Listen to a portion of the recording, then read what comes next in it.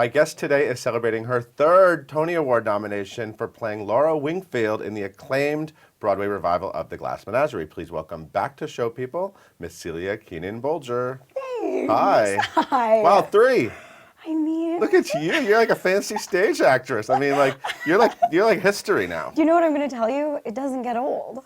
It doesn't get old? No. Well, the first time you kind of go like, oh, that was a fluke. Cool. Yes. Like, And then I didn't wake up Now for I was a them. real actress. Exactly. And then like there was a gap, and then the second time was like, oh, that's for Peter and Starcatcher. And the first time was for the 25th Spelling. annual Putnam County Spelling Bee. Thank you for saying the whole name. Not just Spelling Bee. And then the second time it's like, oh, cool. And now look at you. I mean, that was just a couple years ago, and now you're back. Yeah. What? It's so nice. I will tell you, I feel like I was a little nervous. I was saying to John, my husband, the night before the nominations came out, I was like, I think we might be forgotten. And he was like, of course you can feel nervous, but you just have to remember how much you loved being in that show and how much people loved. It's not about the awards. Of course, but also you're like, when you care about something a lot, you do want it to be recognized. Yeah. And so I was so relieved. And the show closed in February, so Yes. it's a few months out of people's minds, although Within, you know, kind of unforgettable. Well, I hope that's true. But I know that you're definitely like a big part of the theater community. You have a lot of friends. I see you at the theater all the time. I see you at parties all the time. You're part of this world. Yes. So you're not one of these people. You're not going to give me that BS line like, I didn't even know the nominations were coming out. You know, I love those. Like I buy when people say they were sleeping. Okay, fine, maybe you were sleeping. But the people who say like, oh, I didn't. Tony nominations, you knew, and I know that there's a lot of advance awards up to the Tony nominations, and I started getting nervous because I wasn't seeing enough love for the Menagerie, and so I was like, wait a minute, wait, did I dream this? Did I dream this dreamy production? But so you knew it was happening. Of course. Yeah, you were you were ready for this. Yes, absolutely. I woke up for them. I was excited. John and I just got FiOS. And I'm going to tell you what FiOS doesn't have. New York one. Oh, no, it doesn't have New York one. That's so right. I was like, oh. Yeah, you had Time Warner. Yep. So I was like, haha, in your face, Time Warner. We switched over. And then I was like, oh, man. Yeah. So we watched them on the Tony Award site. How was the streaming? Just fine. Okay, totally sometimes fine. it's stressful. Sometimes it's It like, was. And it didn't start for a long time. So I was like, oh, I know it was a long delay this year, just to drive you crazy. It's fine. We're just missing him. It's fine. It's fine. It's fine. Thanks, FiOS.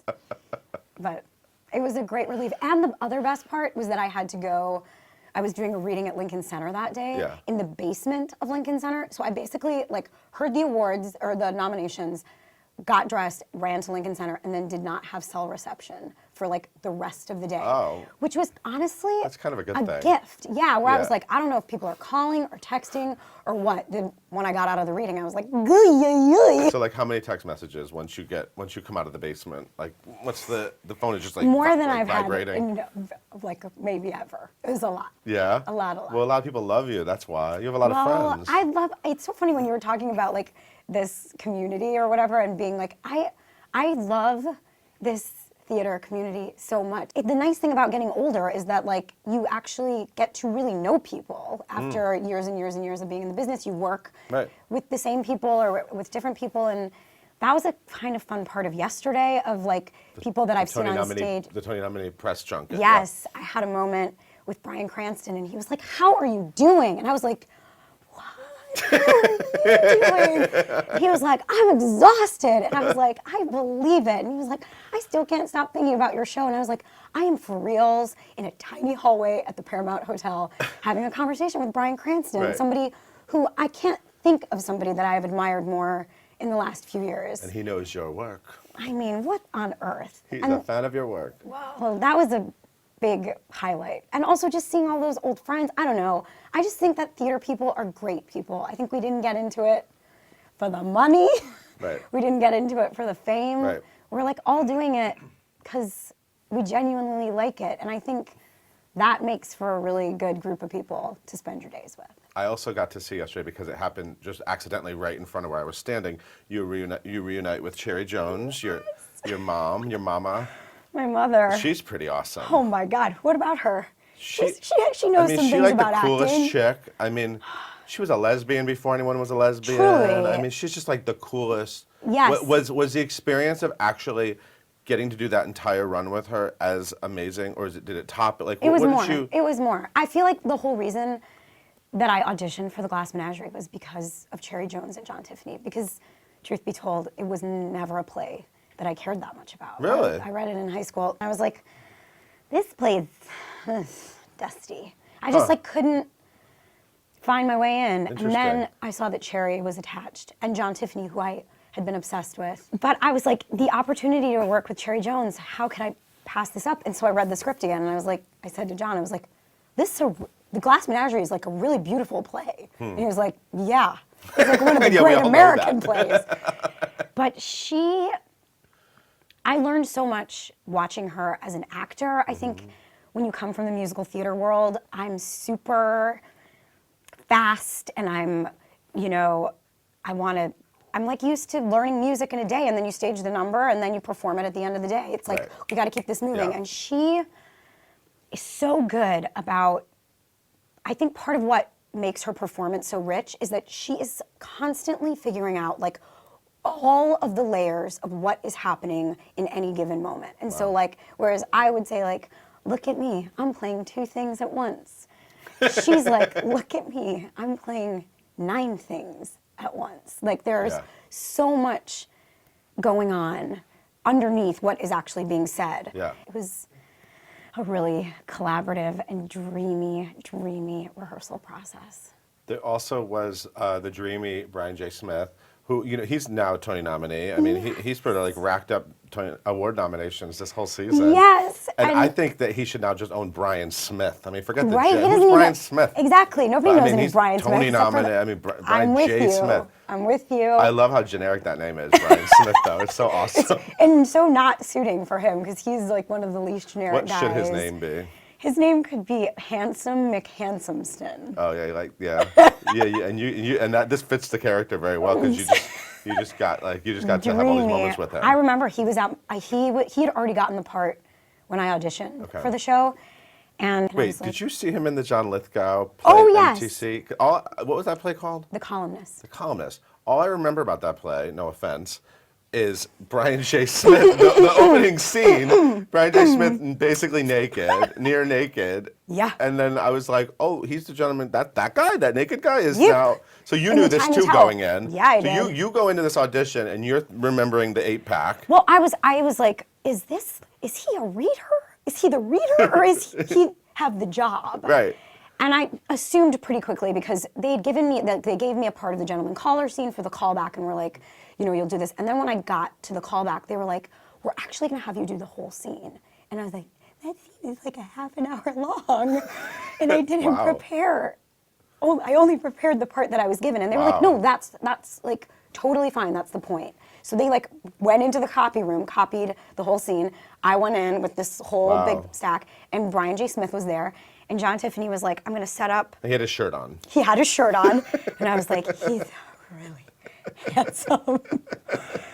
And love. I mean, immediately. So not what you expect a guy who looks like that to act like. Yeah.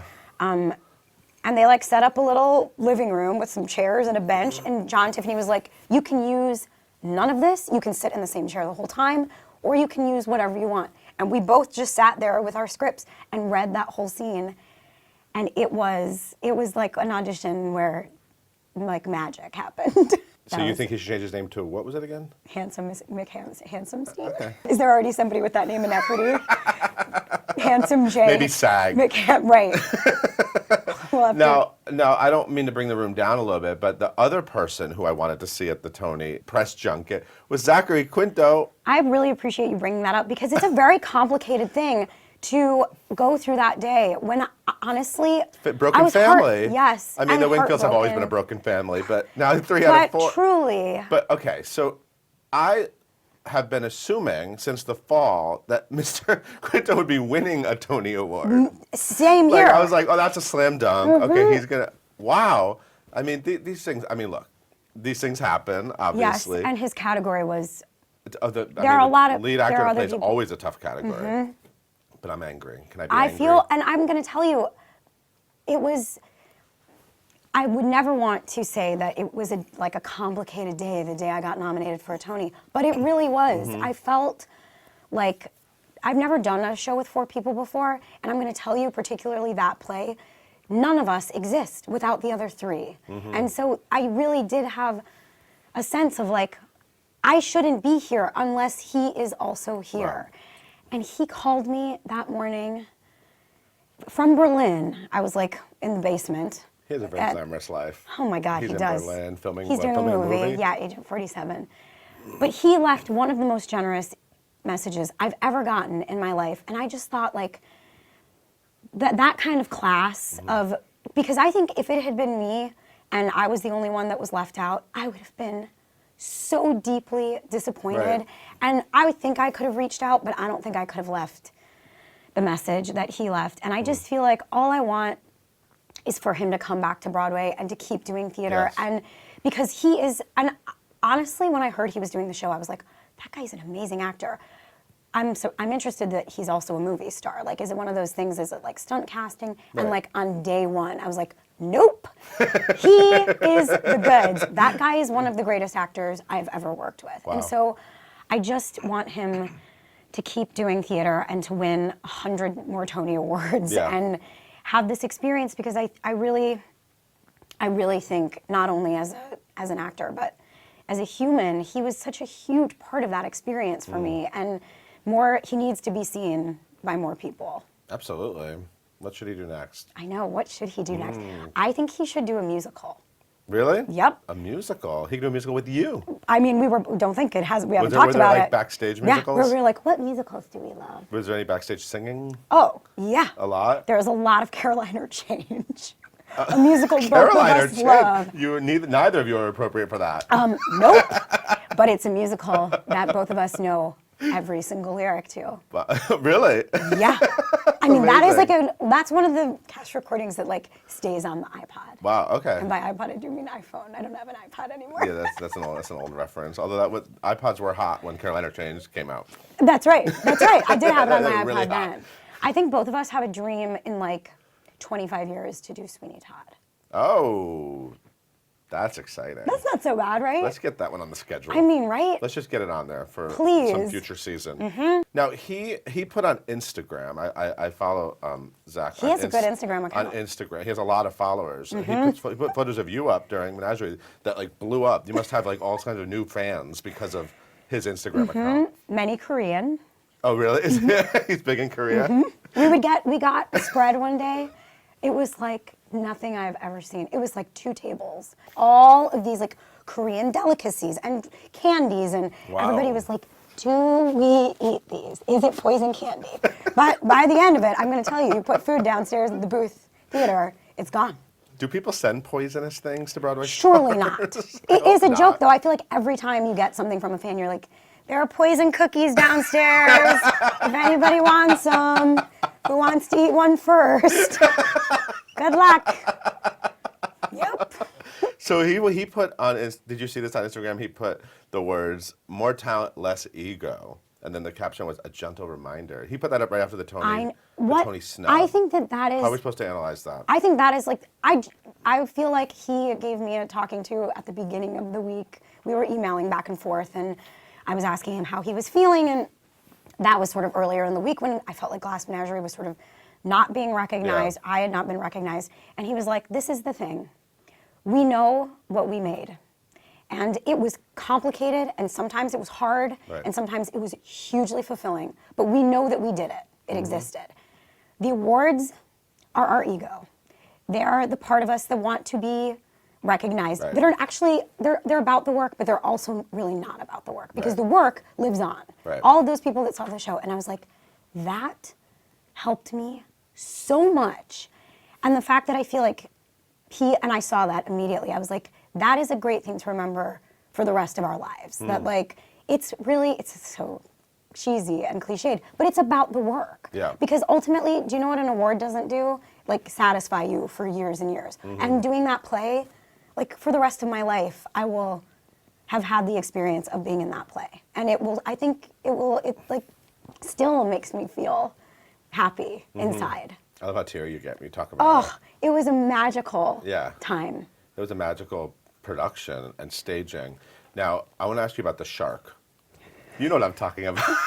I'm going to tell you who's not the first person to bring that up, where they were like, now tell us the symbolism of the shark. I was like, do you mean So Bob Crowley designed a beautiful set, Tony-nominated set. Yes. 7 nominations, right? Yes. 7, should have been 8, but 7. I agree. So he had the Wingfield house, there was water all around, and now from my seat, there was a shark right outside the living room.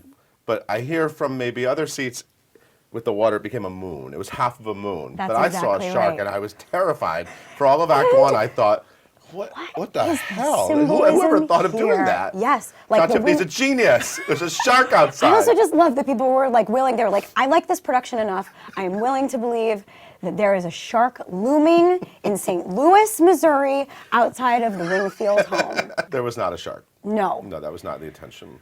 There was like one show when the shark didn't light up, and we were all like, It was like a neon shark. yes, Yeah, it was a neon. it did. It had like a blue Yeah. to sort of try pretty. to, but it didn't work. And we were like, maybe the moon doesn't ever have to be in the play. We were like, it's too. It was like halfway through the run, but it was too late for that. So, because you've been closed for a few months and you see a lot of theater, I sat behind you at Bridges of Madison County Yes. a few weeks ago, and I'm going to tell you who else, as long as we're talking about people that we care about who Yeah, didn't let's get Tony talk. nominations.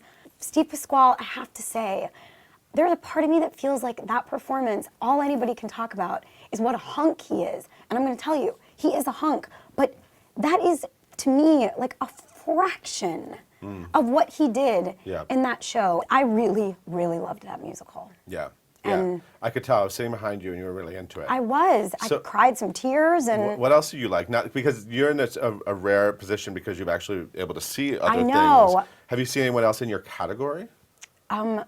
It's all the though I UNC will Raising the say, Sun, I Raising have the not. Sun ladies. I have to. Zach was like, you have to promise me that you will not see everything because we have to be theater buddies and he gets back in 2 weeks. So we have a date to Raising in the Sun. I will also tell you, and I mean, Anika Noni Rose is like, I worship. Well, she was in Carolina Change. You're obsessed with her. I am.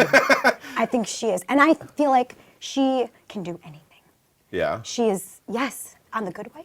How good is she? So you're okay with And being in Mare a Winningham. category with Mare Yes. Winningham? She's amazing. Another one who I have been obsessed with for some time. Wow. So I feel like that's a very I don't know. So you don't have much of a cutthroat spirit with taking down these other ladies for for the theater award. prizes. No, I don't. So which of those? This is a hard question, but I'm going to ask it anyway. Mm-hmm. So 3 nominations, right? That 25th annual Putnam County Spelling Bee. I will Mm-hmm. never shorten that title. And then Peter and the Starcatcher. By the way, won a Broadway.com Audience Choice Award for that one. By the way. true. And now for the Glass Menagerie. Which of those 3 performances is the most award worthy? Impossible question, right? Hard. I would say for Peter and the Starcatcher, it was the flashiest, which I Okay. feel like is generally what I associate with awards. I would say that Laura Wingfield, because of the sort of history with awards in the Glass Menagerie, the fact that it's never been recognized Yeah, by what's awards, that about? I know, you're the first Laura Wingfield. I know. and the first production to ever be I know, nominated. what's that about? The original wasn't open when the Tony Awards actually were in existence, so I think if it had been, that would have won. The You original. should be a Tony nominator. I would love to be That'd a be Tony fun, right? I nominator. think it'd be really good. I think I you're love really to see passionate. theater. Yes. I think that you would actually see everything. I think I have that- great taste. And you wouldn't give special treatment to your friends. No. That would be the hardest Unless part. Gavin Creel was in a show. That's right. He gets everything. Best lighting. No, he wasn't nominated for best lighting, but he helped with it. It wouldn't be good. It wouldn't be good. Let's talk about Gavin Creel. I'm sorry, the Olivier award-winning Gavin fancy. Creel? Wait, that is there's something about being a Tony nominee is awesome. Being a Tony winner would be amazing. But there's something about Olivier. It sounds That's- so super fancy. Yes, I agree 100%. Is it the super And fanciest award? I mean, I want to say, like, I feel like we are so thrilled anytime a British production comes over. We are ready to hand out awards. Yeah, We are ready to it's hand out true. some great reviews. And I mean, I think obviously the Brits have been doing this a lot. It doesn't really happen the other way. American No, shows in London don't. It doesn't. Right, it doesn't And so happen. the fact that Until Gavin Creel broke He the did. entire, He did. like now American musicals can go to London. Right, well, also- Gavin fixed it. Thank God. But he also has done 2 other, I mean, this is his 3rd musical there. So don't you feel like at this point Right. they're like, we love Gavin. He's been around. What's not to love? Well, seriously. The funniest thing about it is, how old is Elder Price? 19? And I'm going to tell you, I was like, he looks so young. Yeah, and you both have this now. You both play these children. It's weird. I just did that reading I just did at Lincoln Center. I played a mother, and I was like, this is one of the greatest Wow. moments of my life. Wow. But when he came out on That's going to stage, shock audiences when you please, play a mother. God. The weird thing is, you're both still like teenagers on stage, but I've known you both for like 15 years. It doesn't add up We're in my not head. young. I'm getting older, We're and not you're playing. that young. He's 19 in London. I mean, there is something very forgiving about the theater also.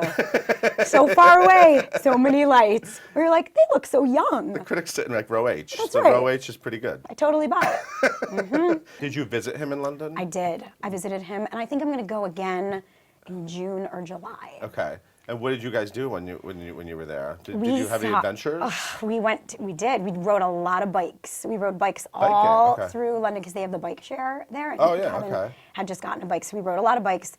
We went to Barcelona, Ooh. which was nice. amazing. We got like an Nice. Airbnb. And Was there any we, sangria in I Barcelona? was just gonna, you are like on it. I was like, we did some good drinking. Yeah, some good drink. The first night we got there, and I had that thing like, where I was like, oh my God, I'm like killing this. I'm not jet lagged at all. I feel amazing. Let's go. We went to like this gorgeous fountain. We like stopped for drinks. We like had this whole night. We went to bed at like 3 a.m. The next morning I woke up and I was like, I'm in a bad way. I'm hungover and I'm jet lagged and I need water. I just need like anything. We were at the Prickly Pear in New I York. want him back on Broadway, so please get him. too. I mean, I'm glad that this is all happening for him. Yes, But I think he also would say that he we would. need him. We need him back. I agree. It's getting to be time. Gavin, enough. Yes, enough. it's been a You long proved your point. time. You proved We your get point. it. You got Olivier. Yeah, come Lord. home. Jesus. I'd be ridiculous to not ask you about that brother of yours, little What about crutchy, that? Andrew Keenan-Bolger. How's he doing? Oh my God. Well, I know he's doing his submissions only. Yeah. Web Well, series. have you been? I don't know if you've been watching this season, but it is off the chain. It's like season 3, right? Yes. The number of times I feel like I've heard actors be like, you know what we got to do, man? We got to like make our own opportunities. Right. And then you're like, how's that going for you? Right. Yeah. Including me, where I'm like, yeah, that's just not really anything Right. that I've ever been capable of doing. Right. And watching the growth of this web series and like what it looked like in season 1 and what it looks like now and the writing and just how it's shot, I think he should feel so proud of this season. He did something else too. He got like nailed on Yeah, that he did. looking show. By that really, really handsome guy. I mean, I know you knew your brother was into dudes, but wow, that was like a graphic. It was. I have a very graphic visual of that. Sure. Were you able to watch that? Were you able- Yeah, that's the good Like, thing oh, yeah, about whatever. being, and I think he was definitely like, he on Facebook was like, anybody that happens to share my surname or who I grew up with might want to skip this one. But I feel like that's such an amazing thing about also being an actor that I'm like, I know that there's like a weird setup to that whole shot, like Right. that my brain can understand. Right. He's what- not having sex. Exactly. And that I was so proud that he was on that show. Yeah. And that I think that show is so wonderful and Yeah. so groundbreaking Right. that I was like, of course I'm going to watch this. I'm like really excited for him. How do his abs compare to Brian J. Smith? I mean, I'm going to tell I mean, you. your it's brother like has like this crazy. He's Yeah. a little guy with but this crazy body. Yeah. Yeah. I feel like also that's one of those things that as a sister for like a long time I wasn't like that in tune with. And then I saw a picture one day and I was like, that is my brother. That is my brother. He is not kidding around. That's my brother. Look at So that body. back off. So Brian J. Smith, like if their abs were fighting, who would I don't know. I mean, an ab battle. That's right. Is there anything else you want to say? We've been talking forever. I could talk for hours. Same. But these people have to get back to work. They're Yeah, watching this, yeah, on of their course. lunch break. That's right. No, I'm just so happy to be back. Well, yeah, and I'm so thrilled to get to see you on the Tony Awards again. Me too. Thank you so much for being here. My It's a pleasure. pleasure as always. Thank you for watching. We'll see you next time.